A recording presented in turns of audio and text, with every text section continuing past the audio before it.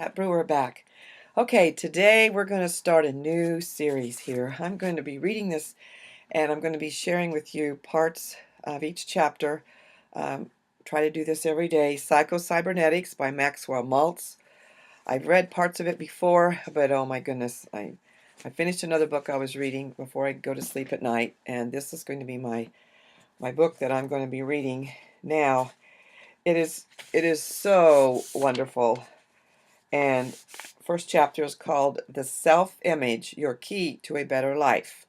So I'm just going to be reading little excerpts out of it. But this has just opened my eyes to see that you can change your self-image. I mean, if you change your self-image, you can change your life, actually. And I'm just going to be reading different parts of this part of the first chapter. Understanding the psychology of the self can mean the difference between success and failure, love and hate, bitterness and happiness. The discovery of the real self can rescue a crumbling marriage, create a faltering career, transform victims of personality failure. On another plane, discovering your real self means the difference between freedom and the compulsions of conformity. And it gives examples in here that's just phenomenal. All your actions, feelings, and behavior, even your abilities, are always consistent with your self-image. I didn't realize that. The self-image is a premise,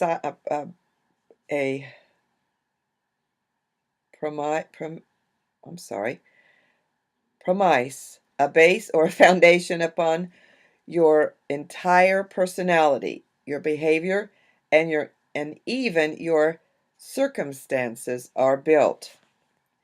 Your self-image can be changed. Numerous case histories have shown that one is never too young nor never too old to change his self-image, hereby start a new life. That's encouraging for us old folks. Gives an example here of a teacher, Lecky. What was his first name? Actually, even talks about Jesus warned us about folly of putting a patch of new material over the old garment, or putting new wine into old bottles. Positive thinking cannot be used effectively as a patch or a crutch to the same self-image. In fact, it is literally impossible to really think about a particular situation as long as you hold the negative concept of self. As numerous experiments have shown that once the concept of self-image is changed, other things consistent with the new concept of self are accomplished easily and without strain.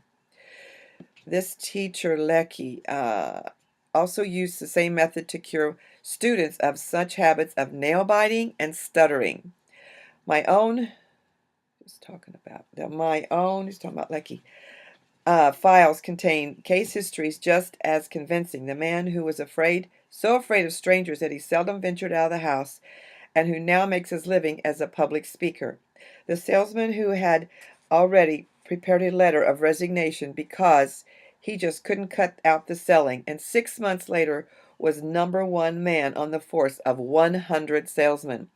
The minister who was considering retirement because nerves and the pressure of preparing a sermon a week were getting him down, and now delivers an average of 3 outside talks a week, in addition to his weekly sermons, and doesn't even know he has a nerve in his body. Isn't that awesome?